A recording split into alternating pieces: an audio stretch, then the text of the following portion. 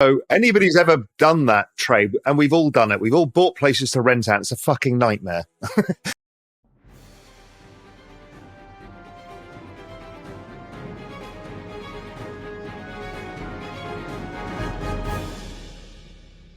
You have championed is talking to the corporates, and it's not been as easy as we thought, because of accounting rules. Talk people through a bit about that learning, because you've spoken to a ton, you've helped them, you've given them all of the information that they could possibly need, but it's still a slow process, right? To be clear, I think there are two structural catalysts that will drive an acceleration of the industry and of Bitcoin in particular. One will be the availability of broad-based ETPs in the U.S. capital markets. Yeah. That will be a big one. And we're watching that right now. It's a process. The second will be the normalization of accounting for Bitcoin as a financial asset. Right now, Bitcoin is an indefinite intangible asset. When we roll the clock back 24 months, you couldn't find a publicly traded company that had $2 million of this stuff on their balance sheet. So if you're a bunch of accountants sitting around analyzing it, you would say there's no compelling need, right, to normalize this. That no one's got $100 million of this stuff. And you never hear a critic say, I spent 1,000 hours studying all this, and I took the course, and I read all the books, and I listened to what Raoul said, listened to what Saylor said, and here's my 92-point rebuttal. You never hear that. What you hear is somebody asked me what I thought, and I didn't really know much. So I said, well, I don't understand it. Tulips. I don't, or whatever. Quick response. So uninformed pushback. Now, investors normally take the path of least resistance. So I think the current indefinite intangible accounting treatment is an overhang. If Bitcoin would go, it'll probably go to 500,000 regardless. But if you wanted to go to 5 million a coin or 10 million a coin, right? The way you get to millions of dollars of Bitcoin is you start to market and you treat it at least at parity with holding Apple stock or Coca-Cola stock. And I think that consensus is building in the marketplace.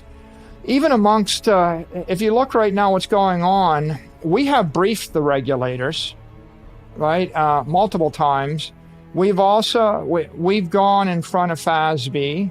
I think 18 different entities have gone in front of FASB. This has become an issue. They're in a review process right now. They've actually asking for comment from the community. I think I'll probably tweet something out on that in the next couple of days, if not in the next day or two, asking people to opine. And I think they've received briefings from institutional investors, from corporations, from other accounting firms, the like. And I'm confident at some point they'll normalize it as a financial asset. I can't tell you whether it's a this year thing or in 2 years or 3 years, but that there's no real compelling reason to treat it worse than you would treat. Yeah, and you've been championing this by just using the word property more, trying to anchor people on thinking of it as a digital property. Is that what you're trying to do there, to get people to start thinking of it in those terms? I think that there's three metaphors for Bitcoin, and I think one metaphor is digital property. We're demonetizing the monetary premium in your commercial real estate, your residential real estate, your gold, your silver, your commodities. There's a lot of things that have been monetized, right? So digital property is the ideal property. It's the most desirable property in space and time. Bitcoin is the dominant digital property network. It's the most secure. It has the most durability. It's the most decentralized. So therefore, if you said to me, where do I put my $1 billion such that any rich person on earth will want it, and any rich person in the next 100 years will want it? Bitcoin. If you buy $1 billion of buildings in New York City, billionaires in Beijing can't use them. And when the mayor of New York City enjoins you or impairs you from evicting your tenants or taxes your building, you can't pick it up and move it to Monaco or Singapore. So $1 billion of property in New York, or $1 billion of land in Kansas, or $1 billion of houses in Vancouver don't represent as high a quality property as $1 billion of virtual Bitcoin, because Bitcoin can be moved at the speed of light anywhere on Earth. That's the first check. The second check is, if you have to hold it 100 years, a building doesn't have a 100-year lifespan. The Rockefeller Center, or another way to say it, it's got a maintenance charge. You have to reinvest 3 to 5% a year every year for 100 years in order to maintain a building. And even if you do that, name one building in New York City that's 150 years old that's commercially viable today. Buy blocks of New York City, and that'll be good for a while, but you've got a property tax on it. The property tax, and you've got the risk of seizure by eminent domain. So, and you've got the meddling of the neighborhood zoning board. They can zone your 10 blocks to be low density. Yeah. Or they can zone it to be high density, and high density makes it worth $50 million a block, and low density makes it worth $1 million a block. So imagine having the neighborhood, the mayor, the governor, every regulator in the United States, the White House, and Congress all deciding whether or not they will impair your asset or your property every year for the next 100 years. Bitcoin is the apex property of the human race. It's the hardest to impair. Yeah. It's the hardest to seize. It's the hardest to tax. It's the easiest to move. It's the easiest to keep confidential. You can subdivide it. Take your 10 acres of property in New York City, or your 10 city blocks in New York City, divide it into 97,000 pieces, and then rent it out to 97,000 people that live somewhere outside of New York City every hour. You understand where I'm getting, which is I can oscillate the property at 60 megahertz. I can move it at any frequency. I can subdivide it, in any partition. And if New York wanted to tax it, I can move it to Wyoming or Florida. You see? Yeah, certainly the politicians are going to attack stuff with tax. When you have $1 billion of property in Beverly Hills, and when the governor of California decides to tax it, how are you going to move that to Miami Beach? You can't. Right. So my point is not that there won't be taxes and there won't be attempts to tax it. But let's come back to the theory of stolen cars. A car thief can steal any car. So why do you bother to lock your door? You lock your door because you figure you might as well make your car just 37 seconds more difficult to steal than the car in front of you or behind you. So they'll steal that car. You can move it, unlike land. Yeah. How do you move the domicile of Apple headquarters? You've seen the Apple headquarters. That's not moving. Right? So you can't move the domicile of a corporation. You can't move a factory. You can't move land in Kansas. You can't move a city block in New York. You can't move the Rockefeller Center. Okay, can you move $1 billion of gold? Theoretically, but practically no, right? It would take you 6 months. Try smuggling $1 billion worth of gold through the airport. It's not easy, maybe in theory, but they can pass a law making it difficult to move the gold. Can you move $1 billion worth of artwork? Well, sort of, but you're dependent upon Sotheby's and Christie's to value the artwork, and it's kind of esoteric. You might get the Crown Prince to buy your artwork, but there are a lot of people in the world that don't really need your artwork. Try subdividing a Picasso by 97,000 into 97,000 pieces, lending it out on the weekend, and then combining again on Monday morning. Not going to happen. So, Bitcoin, I can move it. It's hard to confiscate. It's hard to tax. Bitcoin, you could think of it as digital property, but you can also think of it as digital energy.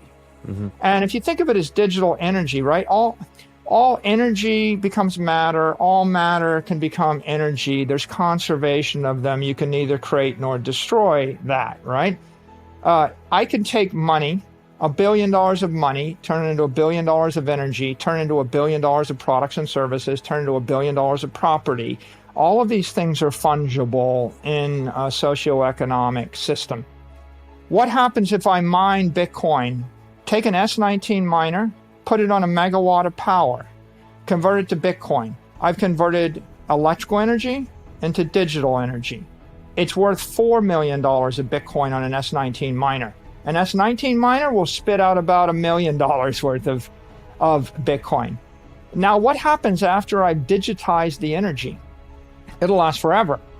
Can I move $4 million worth of Bitcoin, move it to Tokyo? Well, 2 days ago, someone moved $2 billion of Bitcoin for like 78 cents, Raoul. 78 cents to move $2 billion of digital energy anywhere on Earth. People are like, well, it's slow. Well, it takes an hour or half an hour on the main chain. That's hardly slow. Okay, try moving $1 billion of gold or $1 billion of electricity 10,000 miles. Yeah, okay, build yourself the pipeline to move $1 billion of natural gas 10,000 miles.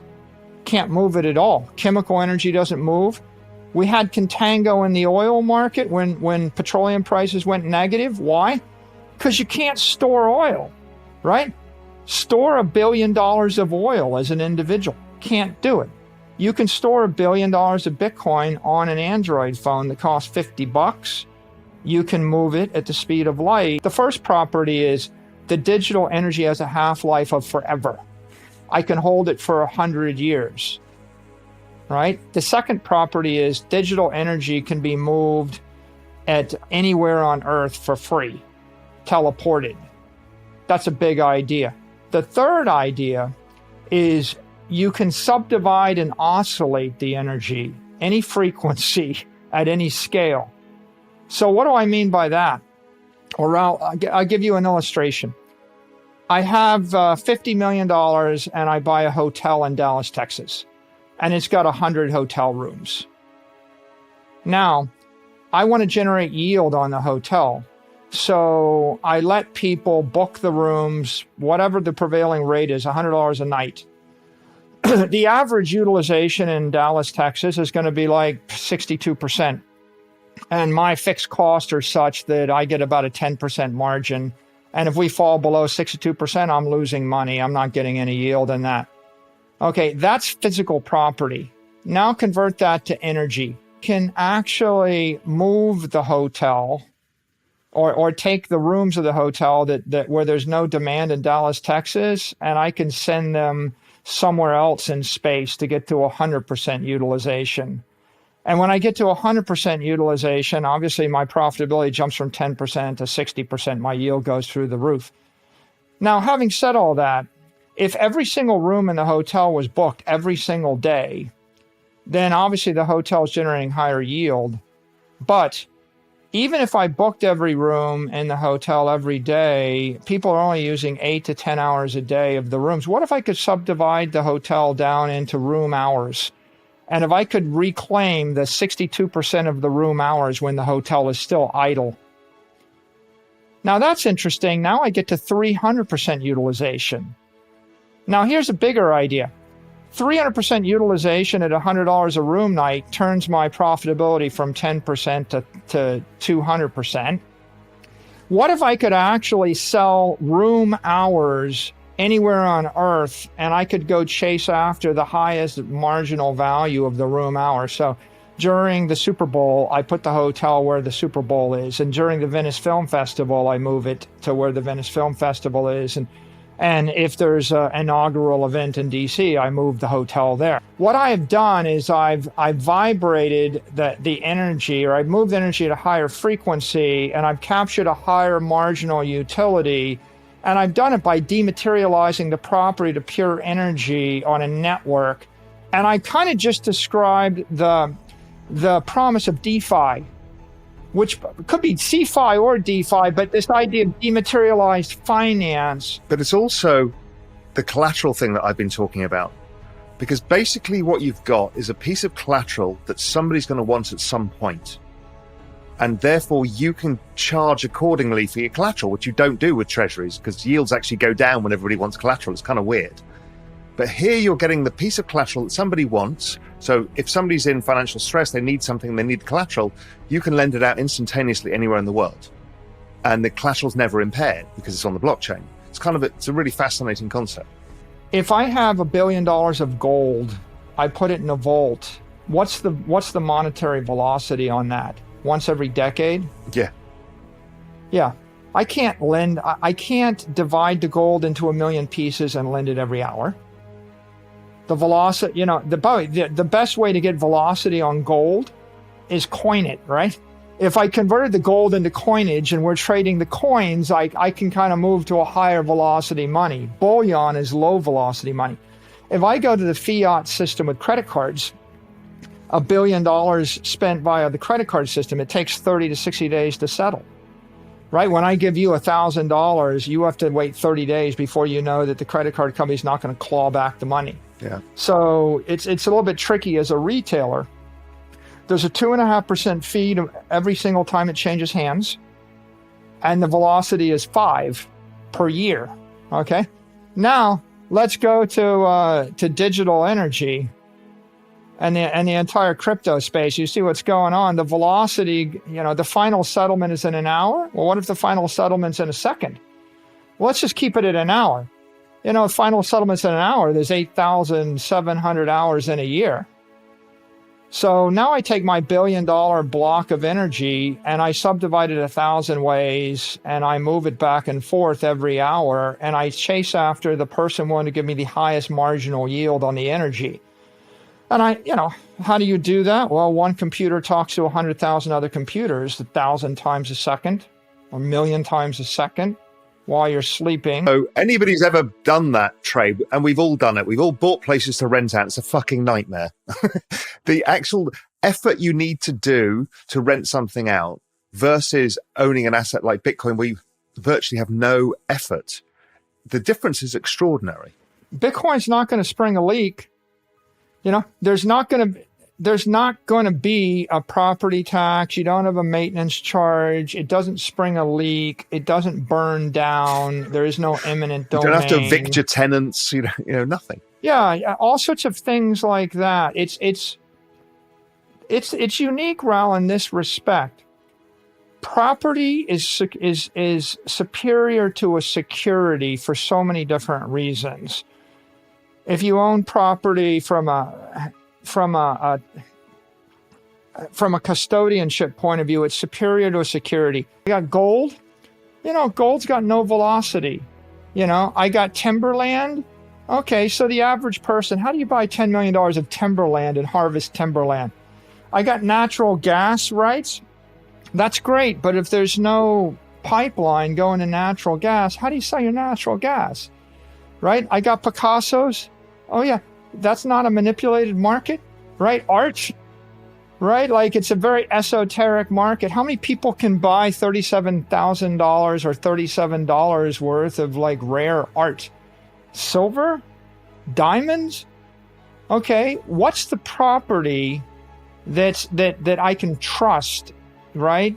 And the answer is Bitcoin, because it is truly decentralized and it is homogeneous, and yet it has been anointed as property. It's a safe haven. The IRS says it's property. The SEC says it's property. And I'll make one last point, Raoul. It's fungible property across time and space. For example, 1 Bitcoin equals 1 Bitcoin today. And if I decompose it to 100 Bitcoin, 1 million Satoshis and put it back together again, I've still got the same thing. And at the same time, 1 Bitcoin in 10 years is going to be 1 Bitcoin. It's going to be the same quality. It's going to be 1/21 millionth of all the monetary energy in the network.